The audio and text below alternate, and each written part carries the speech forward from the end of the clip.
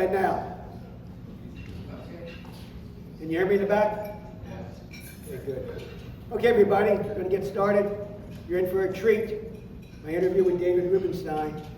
He was kind enough to be here last year. Many of you were here as well. And after his talk, I shook his hand, told him he knocked it out of the park, and I told him it was one of the best ever. Subsequently, a couple weeks later, he was kind enough again to invite me to an oil game at the owner's box. And I got to tell you, it's a hell of an experience. The food is unbelievable. You can't eat for a couple days after being there at the ball game. But I got a chance to talk again. I reminded David, I said, you did a fantastic job last meeting with the CEO Club. I said, you knocked it out of the park. And I said, I thought it was one of the best ever.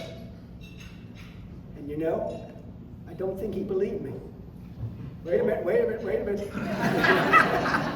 Because his response was, I bet you tell that to all the speakers. And I said, and I had a good comeback like George Costanza on Seinfeld, but I didn't use it. I said, no, David, I've been doing this for over 30 years. Your talk was one of the best ever.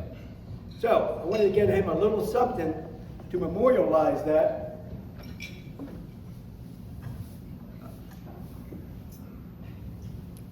I've seen photos of his desk in his office, and literally the papers are piled up this high. Am I correct? So I wanted to get him a little something to help him manage his paperwork. A crystal paperweight with the inscription, David Rubenstein, from the CEO Clubs, Inc., 2026, thank you for being one of the top speakers of all time. David Rubenstein, everybody. Thank you very much. That kind of introduction is you can only go down from there. Because your expectations are now here, so lower your expectations. I wasn't that good, I'm not that good. Your questions were better than my answers, but thank you very much. No, you were good, I tell you that. My phone was ringing off the hook after that meeting. Anyhow, let's take a little trip down memory lane and tell everybody, how does a little guy growing up in downtown Baltimore, a couple blocks from glorious Memorial Stadium, living in an approximate 1,250 square foot house, your dad working in the post office, your mom working in a dress shop, how do you go from Baltimore City High School College to Duke University, and then to the University of Chicago for law school, and then a couple years later, in your mid to late 20s, you find yourself as a deputy advisor to the President of the United States, Jimmy Carter. What gave you the confidence, or should I say the chutzpah, to think that you could pull that off at that young of an age?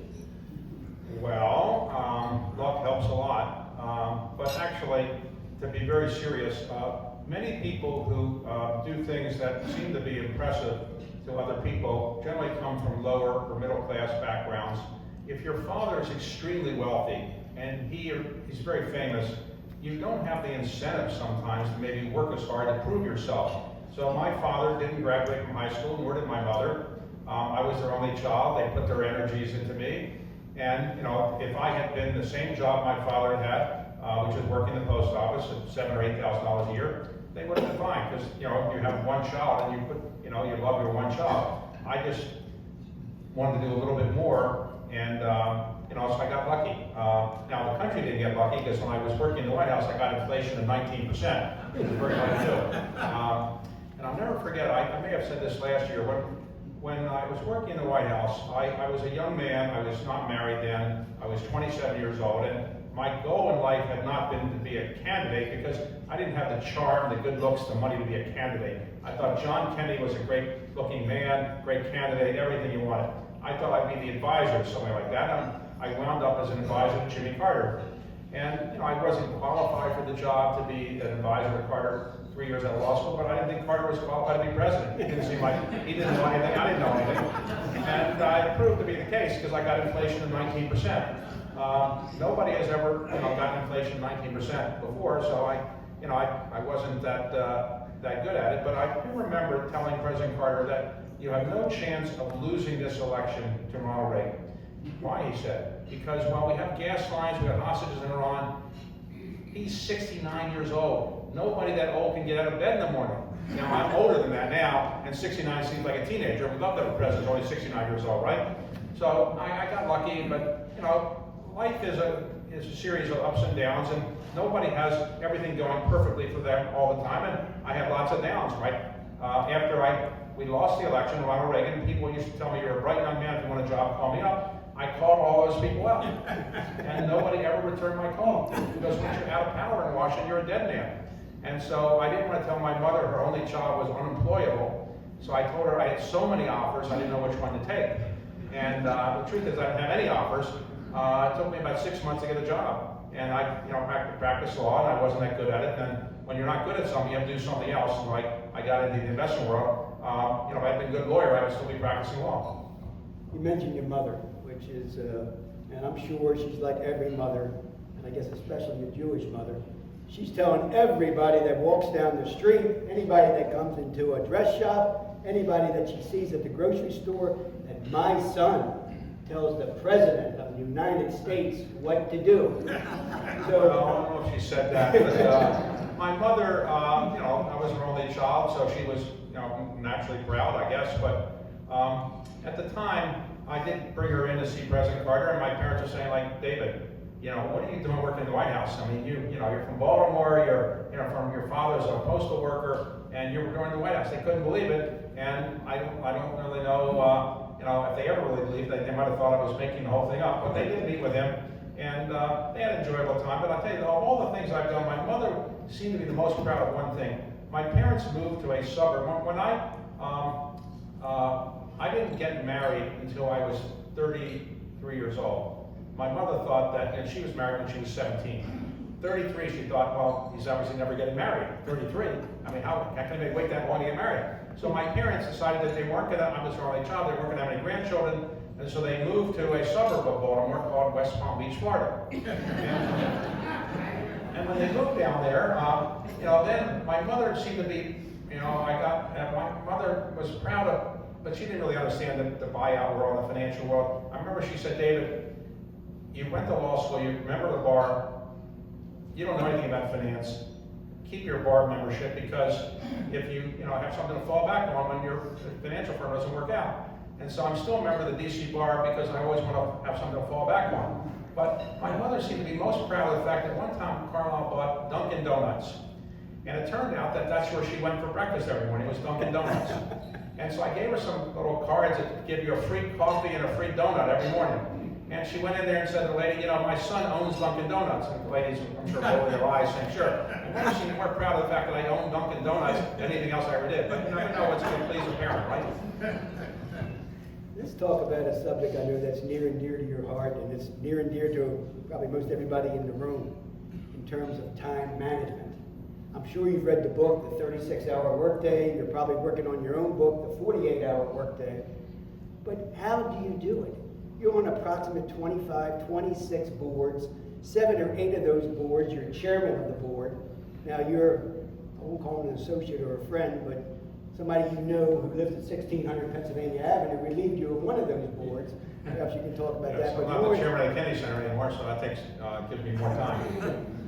Talk about how do you do it? How do you manage all the things you have to get done, and how do you prioritize? There's an old saying, if you want something to get done, go to somebody who's busy.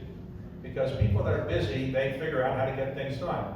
And so if you go to somebody, he has or she has no job, they're really lounging around, you have to wonder whether they're going to get your one task done. So, look, I always had the view that I wasn't as smart as people who were my classmates, wasn't as talented as my classmates, and my theory was the only way you can get ahead is working harder. And if I work harder than other people, I'll overcome my lack of intelligence, my lack of skills, and other things. And so I've always been a bit of a workaholic, and I enjoy what I'm doing. I'm not doing anything I don't enjoy. My father retired when he was the age that you can retire. As a blue-collar worker in the Postal Service, you can retire at 55. The day my father was turned 55, he retired because he hated what he was doing, and he retired. I am now 76 years old. my father would say, David, you're 21 years past retirement age. What are you doing? But I love everything I'm doing. The question is, when you get to be my age, your concern is what? How long am I going to live? And when is the body going to collapse, or when is the brain going to collapse? And you don't know what's going to collapse first. Inevitably, things happen. The other day, I saw it in Florida. A friend of mine who would practice law with me, he was in pretty good shape, and I just got an email 2 days ago, he just dropped dead of a heart attack. Jeez. I'm sure some of you who are my age or close to my age probably see this all the time. When my parents when I was living with my parents, when they would read the Baltimore Sun every day, the first page they read was the obituaries. So what are you reading the obituaries for? They want to see who died. And so I look at the obituaries now on myself, because I will see which of my friends died and which people died who were younger than me. So when you get to a certain age in life, you kind of say, okay, it's a bit of a gift to live this long. And so lucky, my health is in pretty good shape for somebody who doesn't exercise enough and so forth. But my parents made it to their mid-80s, so I have genes that probably take me there. Now, if you have genes that will take you to your 90s, you don't have to worry about what you eat, what you drink, what you exercise. I interviewed Henry Kissinger once and said, Henry, you're 98 years old right now. You're way overweight. You can't see. You can't walk. You eat Wiener Schnitzel for breakfast every day, and you've never exercised one day in your life. How did you get there, 98? He says, I didn't have to do anything. My parents both lived in their late 90s. So if you have genes that take you there, you can do whatever you want. If you don't have those genes, probably it'd be better to get some good sleep, eat well, don't exercise and so forth. So I never know how long you're going to live, but I'm trying always to keep my brain exercised. And I do that by interviewing people. When you interview people, you have to be sharp, you have to read the materials and be prepared. And then I try to keep my body in shape by, not doing terrible things. I'm not the biggest exerciser in the world, but I always think about exercising. And I'm always thinking about it every day. I'm always thinking about the exercise. And I'm always thinking about it, but eventually I don't know, I get my exercise being a pallbearer at the funerals of my friends and exercise a lot. Visualization, you said the magic thing, really. There's an old axiom, if you love what you're doing, you're already retired. Right. So let's talk a little bit about your company, Carlisle. Okay. You started it in 1987. You sort of backed into it, if you will. Right. And you started out, talk about how you took that small company in 1987 and you grew it to the behemoth that it is today with over $477 billion under management, almost $500 billion. What did you do to get there? And what was the magic steps along the way? Well, in the investment world, the most important thing is having good rates of return. If you have good rates of return, well, people will give you money, and we had pretty good rates of return. When I started the firm, I had no investment background. I was a lawyer by training. I worked in the White House, and obviously wasn't that successful there. So I brought in some people at the beginning who had MBAs from very good business schools, and they had been financial people, they're not buyout people. But I decided to do it in Washington, that's where I was living, and I recruited 3 other guys, and then I went out and said, I'll raise the money. I raised the money from $5 million from the Mellon family in Pittsburgh, the T. Rowe Price, Alex Brown, and a bank in California. $5 million we started, and we had a good track record. But the thing that I did that I guess changed it and made it grow is that aside from the track record, I had an ocean of in the private equity world, the buyout firms in those days, KKR, others, they had one buyout fund at a time. And like a presidential campaign, you invest the money over 4 years, and then you do what you want, and then 4 years later you go back and you ask for to be reelected or to get money back again, every 4 years. But they only did one fund at a time. You had one buyout fund, or you had one venture fund, or one growth capital fund, or one real estate fund. I decided that I would do something that hadn't been done in the private equity world, but I would have multiple funds in different areas. So we have a buyout fund, a growth capital fund, a venture fund, a real estate fund, a distressed debt fund, and that was novel at the time. It doesn't seem like it wins a Nobel Prize, but it was novel at the time. And then I said I would globalize it. And then I would have a buyout fund in Europe, in Asia, the Middle East, Japan, so forth. And I did that. I ran around the world for 25 years begging for money and recruiting people. And so we had a multiple discipline fund and a global fund. And then the track record helped too, obviously. Yeah, you did some very strategic things, hiring people like George Bush, Secretary of State Baker, and you know. Well, I did that. Jim Baker is today almost 96 years old, and is in reasonable health for 96 years old. Nobody ever heard of David Rubenstein, to be realistic about it, in 1987 Maybe a few Carter White House people might have known me, but that was about it. So to get people to come to my events, I could say I have a good track record, but lots of people have a good track record. But if I said I'm going to have a Jim Baker come and talk about the world, or George Herbert Walker Bush going to talk about what it's like to be president, people would show up. And when they show up, if we can then say, by the way, we have a fund here, we're doing this, it worked out very well. And it led to my interviewing career. Some of you may have seen me on interviews. What happened was this. To get people to come to Carlisle events, I would go hire former presidents of the United States, pay them a big fee, or former secretaries of state, or former chairman of the Federal Reserve, because they'd be a draw. And when you get people in the room, when they're there and they like the speech being given by somebody, they might invest in some of your funds if you have a good product. But the people I was hiring sometimes were very boring. I'm paying $500,000 to a former president of the United States, and they were making people go to sleep. So I went to the speaking agent and said, look, would you mind if I interviewed them? I could make it a little better, more humorous or something. They said, as long as the speaking fee is the same, they don't care. So pay them the same amount of money, they don't care.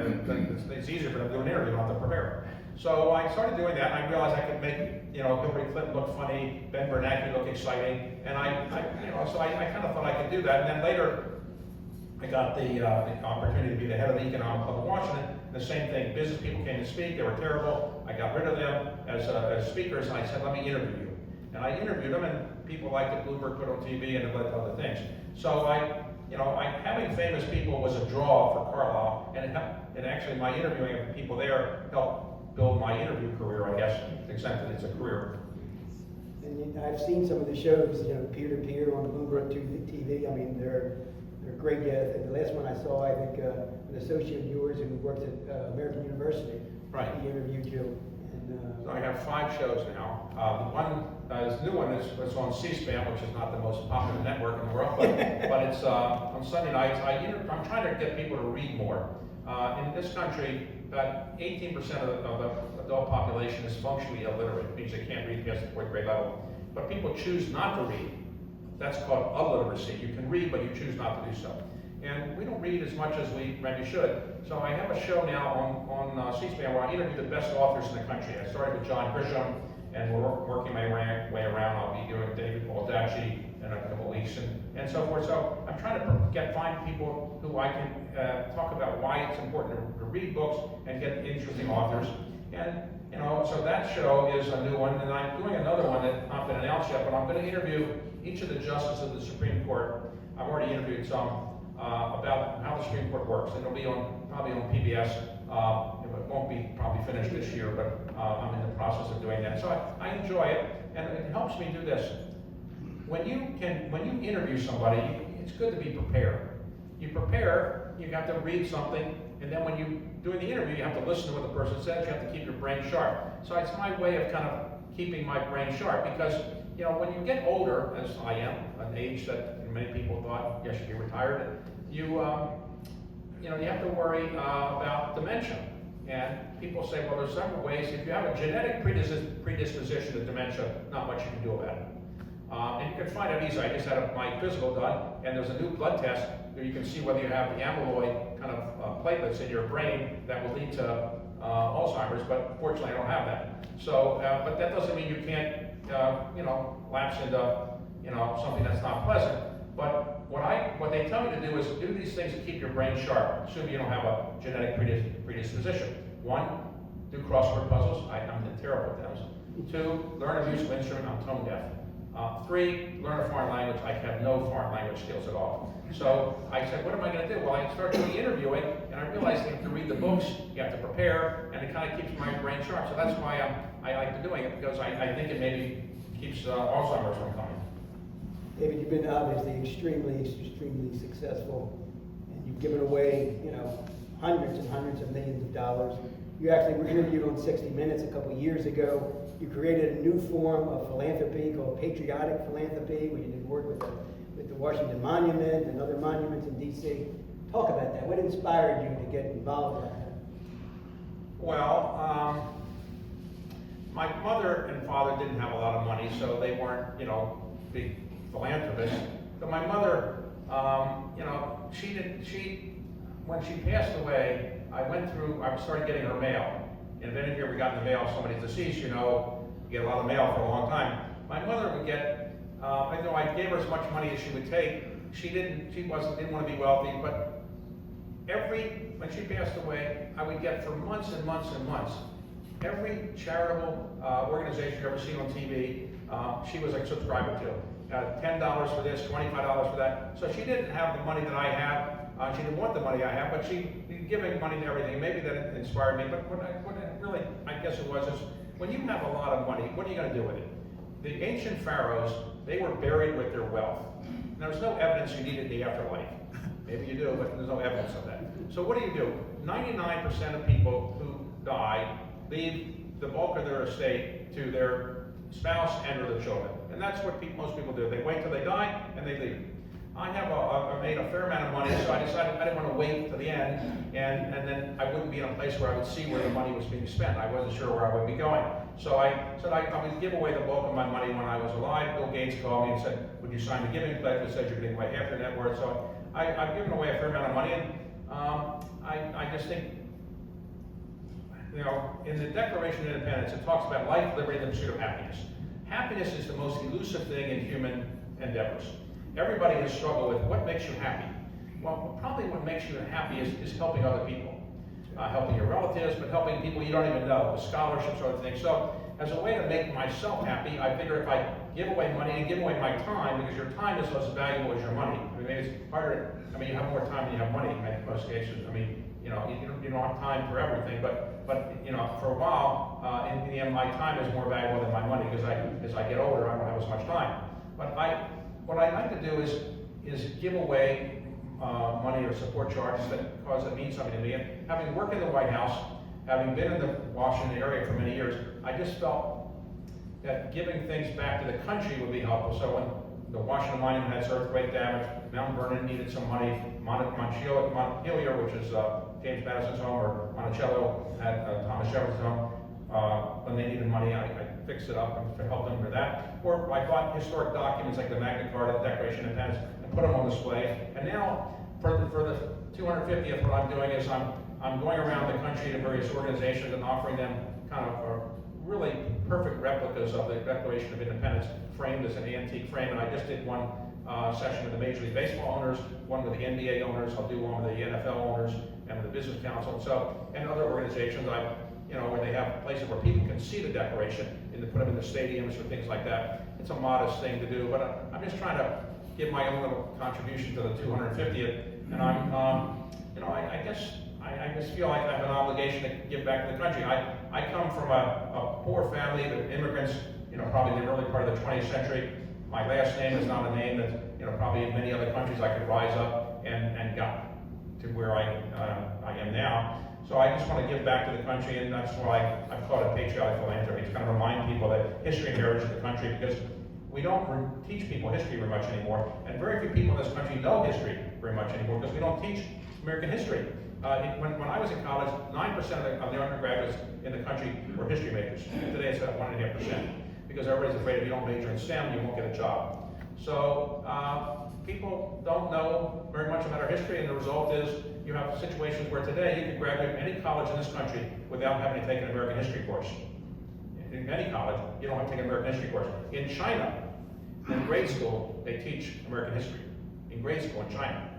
We obviously don't do that. That's why you have people can't pass basic tests in this country about who the first president of the United States was, how many branches are in the government. So the theory of history is those people that don't remember history are condemned to relive it. In other words, if you made mistakes in the past, you're going to make them again if you don't learn history. So I'm trying to remind people that history, heritage, and why the country, while we have a lot of flaws, is still the greatest country in the world.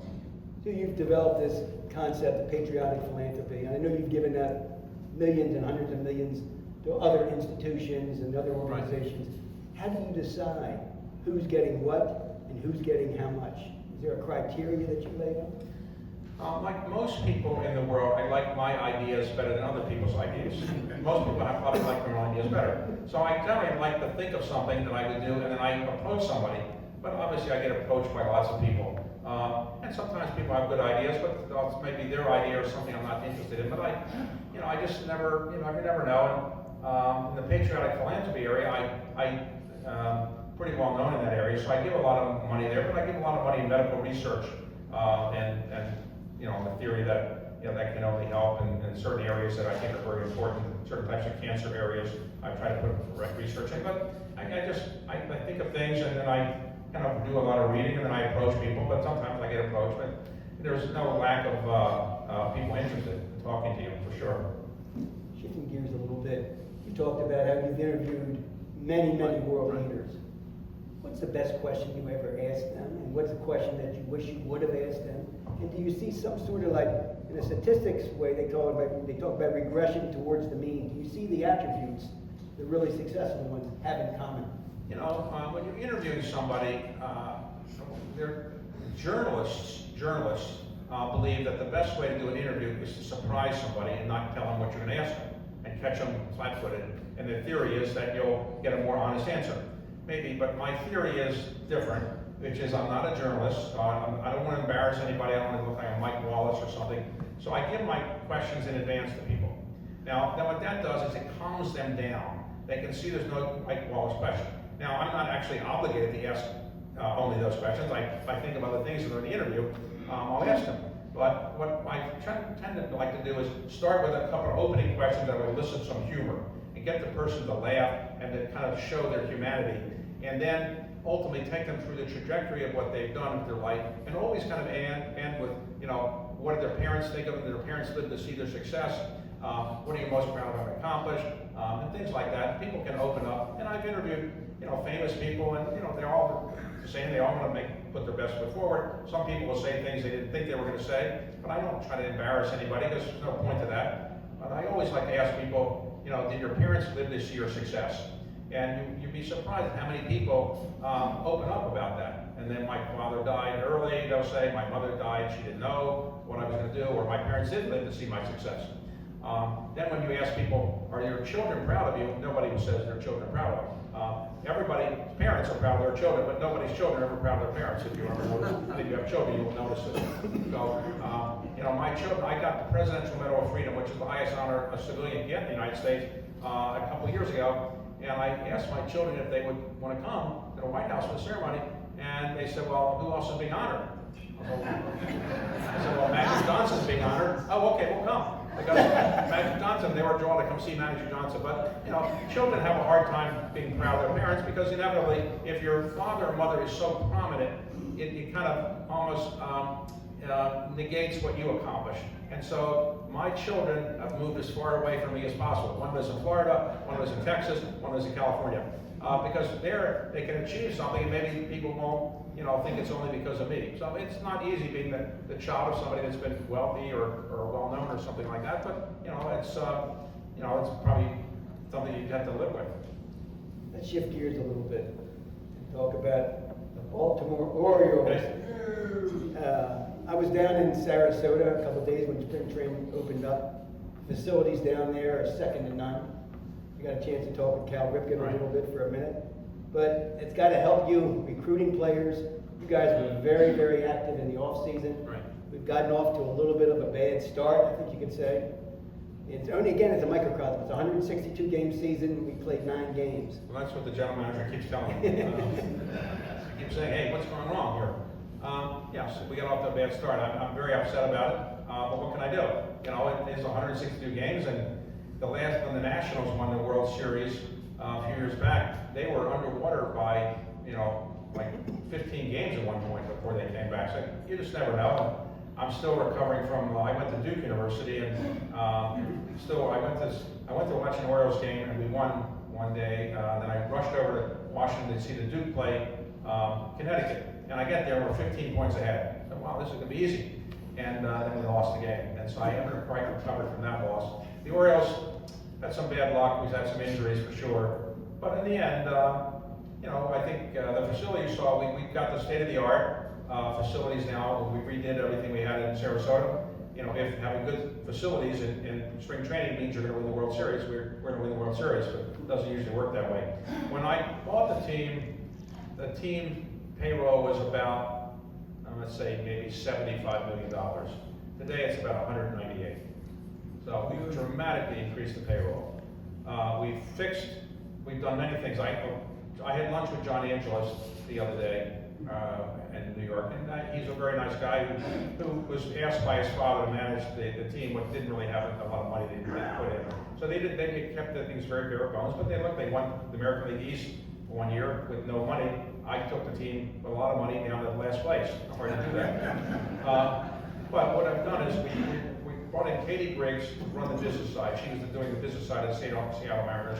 She's done a terrific job. Brought in a lot of really talented people who wanted to come here and work for her and work for the Orioles. And then we have Mike Elias, who's as good as anybody, I think, is in that kind of position. And then this year we brought in 9 new players. We have a new manager. We've also fixed up the stadium. The stadium was built in about 32 years ago, opened in '92. And it's owned by the Maryland Stadium Authority. It cost about $110 million to build that. 110. Today it would cost about $1.5 billion to build it. We spent $200 million in the off season from the Maryland Stadium Authority to build a scoreboard better. We have a 2.5 times as big scoreboard. We have a sound system that you can hear everything going on now without having to wear hearing aids. We have redone the food situation. We have a private club that you can watch the game right from behind home plate and eat dinner there if you want to do that. And then we've lightened up the stadium a bit, and kind of a lot of the Oriole memorabilia, a much better display, and we have better food stations and so forth. So we try to make it more appealing for people to go. But in the end, the most important thing is you got to win.